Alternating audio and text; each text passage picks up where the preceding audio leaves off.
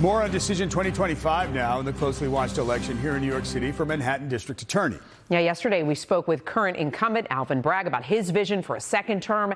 And tonight we're learning more about the independent candidate challenging Bragg for a second time. News 4's Jon Dienst sat down with Diana Florence. I'm running because Alvin Bragg's record is appalling. He has failed in every way possible. Independent candidate Diana Florence came out swinging against Democratic incumbent DA Alvin Bragg, a message she echoes in this ad. The only thing being locked up in Alvin Bragg's Manhattan is deodorant.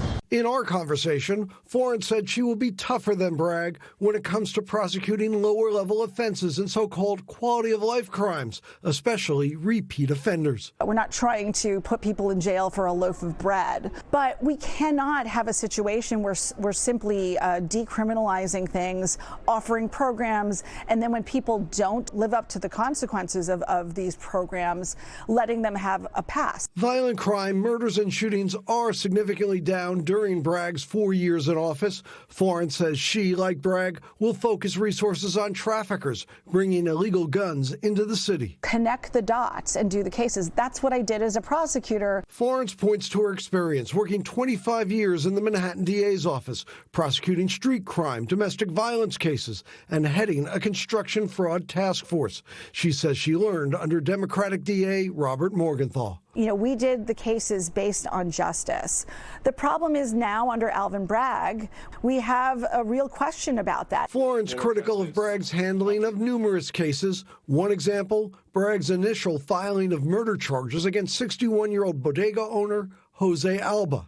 Alba fought back with a knife after he was attacked in his store by Austin Simon. It seemed to me that the district attorney in the handling of that case had a result and then backed into charges. Yesterday, we told you how Bragg said his office later dropped the charges.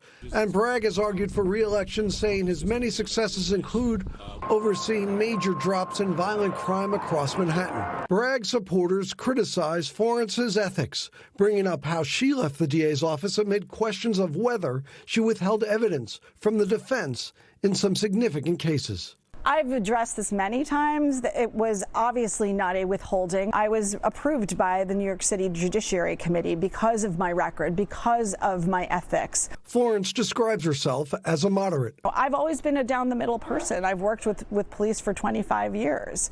But if they're doing something that, if the case isn't, the way it should be, we're not going to do the case. Florence, who lost to Bragg 4 years ago, would not comment on Bragg's decision to prosecute Donald Trump for business fraud because that case is on appeal.